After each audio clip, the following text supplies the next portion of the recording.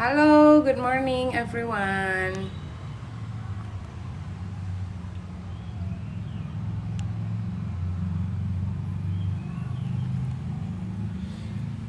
Hi Eric, thank you for being here.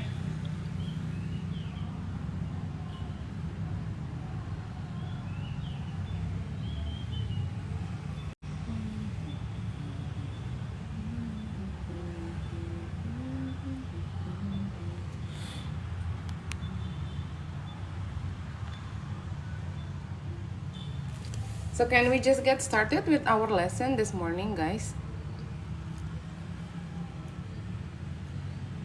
Good morning, Didi.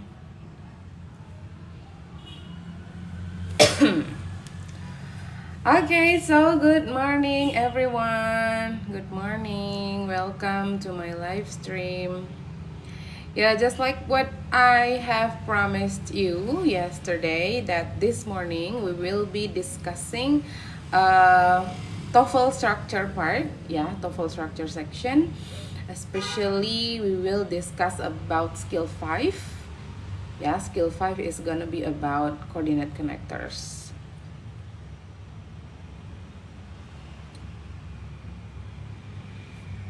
Oke, sambil di tap-tap supaya semakin banyak yang join, so we can start ya. Supaya kita bisa mulai.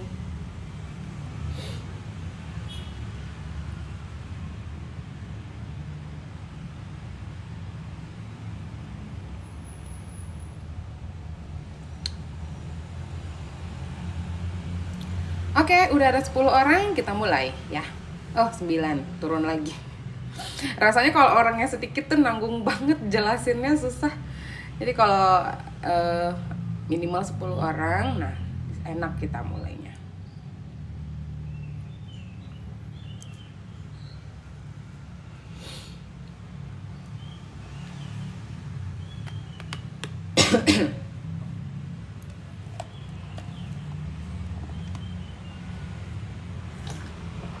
Ya udah, kita mulai aja.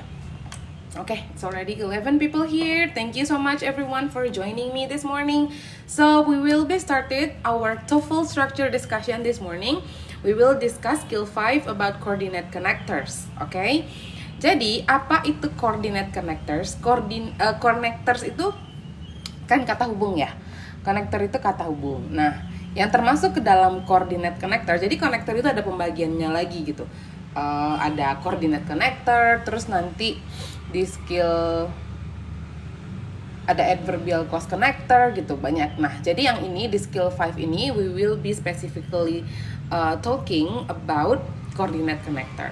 Nah, yang termasuk ke dalam coordinate connector itu adalah nih, ada tertulis di sini. Ada ada and, but, or, dan so. Ya, nah ini yang termasuk ke dalam coordinate connector. And, but, or, so. Nah, sekarang apa perbedaan and, but, or, sama so?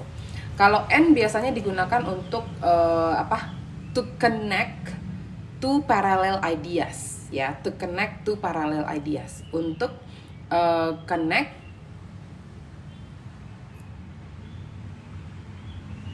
could I participate to discuss with you in English class?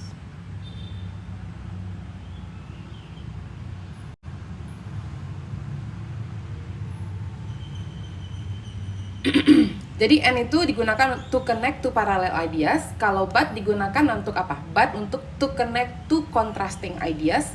Kalau or to connect untuk menghubungkan alternatif or option or choices gitu. And then hi, thank you. Hi Chairmon from Thailand. Thank you for being here. I'm teaching TOEFL class this morning. Kalau so digunakan untuk menghubungkan hubungan sebab akibat ya, hubungan sebab akibat. Let's see the example. Kita lihat contohnya. The first is The sun was shining and the sky was blue. Nah, di sini ada kata hubung and, ya kan? Ada kata hubung and di sini menghubungkan dua ide yang paralel. Yang pertama adalah the sun was shining and the sky was blue. Mataharinya bersinar dan langitnya biru cerah. Nah, itu kan dua parallel ideas, right? Nah, kalau but digunakan untuk menghubungkan contrasting ideas, ide yang bertolak belakang gitu. For example, the sky was blue but it was very cold. Langitnya cerah, biru, tapi hari sangat dingin gitu kan, itu kontras. Biasanya kalau langitnya cerah kan harusnya hangat gitu ya, tapi ini cold. Nah, jadi but is used to combine two contrasting ideas.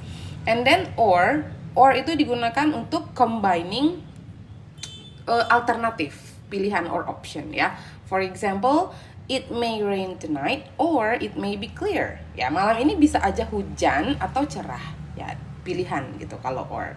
Nah, kalau so untuk menghubungkan hubungan sebab akibat. For example, it was raining outside so I took my umbrella. Oke, result and cause. Jadi penyebabnya adalah raining outside. Akibatnya adalah I took my umbrella gitu ya. Jadi so untuk menghubungkan hubungan sebab akibat. Nah, ketentuannya adalah, nah kalau kita perhatikan ya, di sini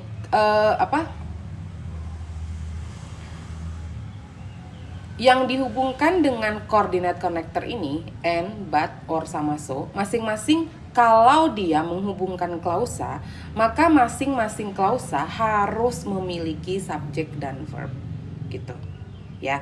Jadi kayak gini, and di sini menghubungkan dua klausa. Ini adalah klausa pertama, ini adalah klausa kedua. Maka masing-masing klausa ini harus ada subjek dan verbnya. Oke? For example, the sun was shining, subjeknya adalah the sun, was shining adalah verbnya. And the sky was blue, the sky subject was verb. Ya, jadi kalau and, but, or so menghubungkan klausa, dua klausa, maka masing-masing klausa harus ada subjek verbnya. Look at the second example. The sky was blue but it was very cold. The sky subjeknya, was adalah verbnya. It adalah subjeknya, was adalah verbnya. Begitu juga dengan yang di bawah, ada subjek, ada verb. Ada subjek, ada verb. Ada subjek, ada verb. Ada subjek, ada verb gitu. Ya. Jadi coordinate connector yang termasuk ke dalam coordinate connector adalah and, but, or, dan so. Jika and, but, or, so menghubungkan klausa dan klausa, maka masing-masing klausa harus ada subjek dan verb. Oke, sekarang kita coba lihat contohnya. Let's see the example here.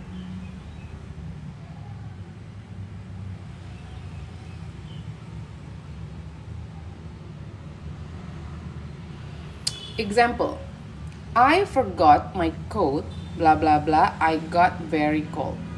I forgot my coat, blah blah blah, I got very cold. Oke, di sana kita butuh konektor, right? Coba, in your opinion, which one is the answer? Jawaban yang mana dari contoh ini? I forgot my coat, blah blah blah, I got very cold. Nah, biasanya, oh ya, satu lagi ya, yang penting harus diingat juga. Kalau kita menggunakan coordinate connector tadi ada and, but, or, dan so.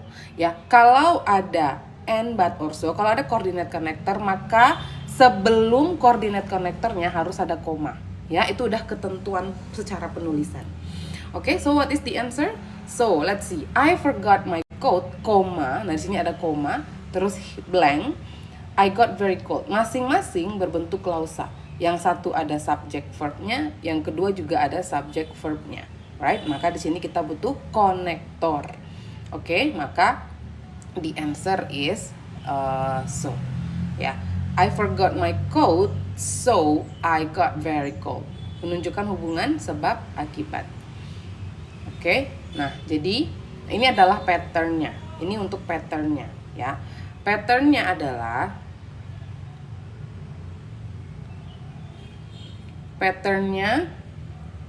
gini, ya. Yang termasuk ke dalam coordinate connector adalah and, but, or, so. Maka patternnya adalah subject verb, koma, coordinate connector, subject verb. Oke, begitu patternnya ya. Jadi contohnya, it was raining, koma, but Bill went out to play.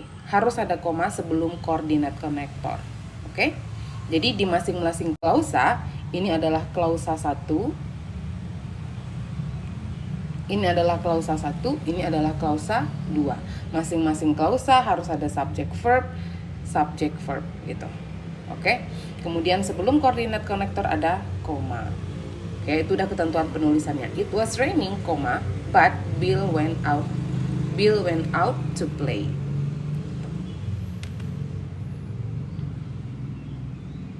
Oke, kita bisa langsung ke exercise 5. Oke, exercise 5 ini exercise correct or incorrect ya. Oke, let's see the example for number 1 and number 2. Kita lihat contoh number 1 and number 2. Number 1, the lawn needs water every day or it will turn brown. Oke, jadi di sini ada coordinate connector or, ada koma, kemudian nah kita harus cek masing-masing klausanya. Harus ada subject verb. Jadi di klausa pertama subjeknya the lawn, verbnya needs. Di klausa kedua subjeknya it, verbnya will turn. Correct. Ya, tidak ada masalah number 1. Oke, what about number 2? Let's check number 2. The book was not long, comma, it difficult to read. Nah, di sini katanya incorrect. Kira-kira kenapa dia incorrect? Kenapa number 2 incorrect? Apa yang salah?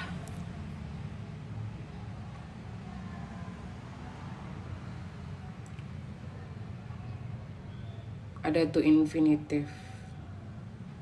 Yang mana? To read. Setelah koma subjek, nggak ada konjungsinya. Hai Louis, sudah bangun? Nggak ada coordinate connector, bukan verb, tidak ada connector.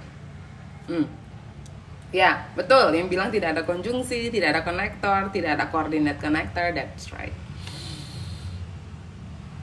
Jadi, number 2 itu kan ada koma di sini. Terus, bentar. The book was not long, comma, it difficult to read. Bentar ya.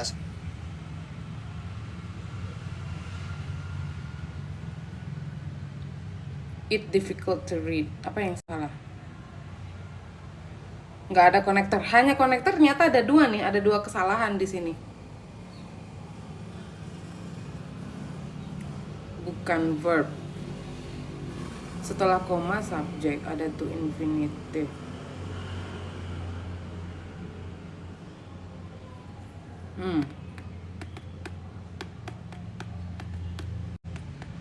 Oke, tidak ada konektor 1, boleh. Ada lagi? Ada lagi yang salah nih di sini selain konektornya nggak ada. Coba tadi kan I told you kita harus cek masing-masing klausa ya. Masing-masing klausa itu harus ada subjek dan verbnya. Coba di klausa 1 sudah ada subjek dan verb? Sudah ya. Di klausa 1 subjeknya the book. Verbnya was. Di klausa 2, koma, terus di sini ada subjek. Verbnya mana? Jadi yang salah di number 2 itu adalah no verb in the second clause.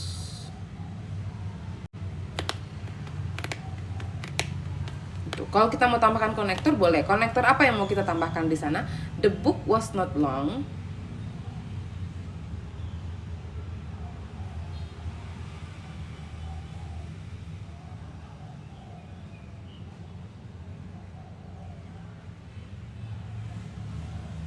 Halo, halo.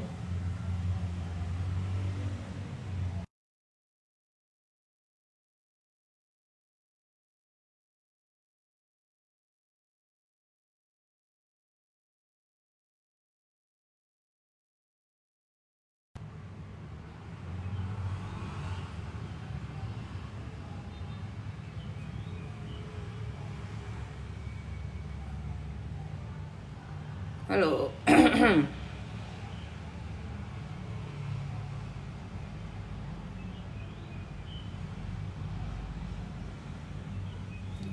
apa ya?